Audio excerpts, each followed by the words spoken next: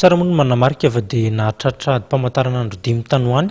no faharetany izay fiaonana teo amin'ny CSS ny vondro politika nanao soni Nitondra zotra izay ihany koa mitondra antsika makany lafim-baovao manasongadina ny toe-karena nitondra ny heviny mikasika ny tatitra izay navoakan'ny Banky Iraisam-pirenena ny mpahay toe-karena Hugues Rajaonson ary nanambara ihany koa ny fiantraikan'ny fampiakarana ny karama eo amin'ny vidim-piainanana amin'ny ankapobeny fanampanazavana. Raha ny taremarika izay navoakan'ny Banky Iraisam-pirenena no resahana dia mahatratra 2.7 ny tahan'ny fahantrana eto Madagasikara, izany hoe eo amin'ny malagasy miisa 10 dia mahantra avokoa ny 9 amin'izy ireo. Nitondra ny heviny mikasika izany ny mpahay toe-karena Hugues Rajaonson. Efa ny tenako hoe 7.9 malagasy no mahantra ary le olona izay atonony sy mahantra makany amin'le tena fahantrana lalina zany dia 200 isaky ny enim-bolana dia tsy mahagaga zany le 2.7 zao tsy mahagaga fa ao anatin'le efa nieritreretina ihany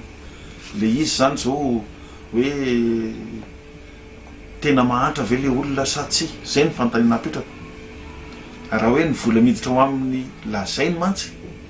dia 2.7 fa mety tsy zay satria ny olona tsy lazany zay tena vola miditra ao aminy dia mety mbola tsy tonga any amin'izay le izy raha ny tena marina fa raha ny tenin'ny olona aloha ny déclaration ataon'ny olona zany dia fa mety efa tafahoatra ny 2.7 ary izy amin'ny andro androany.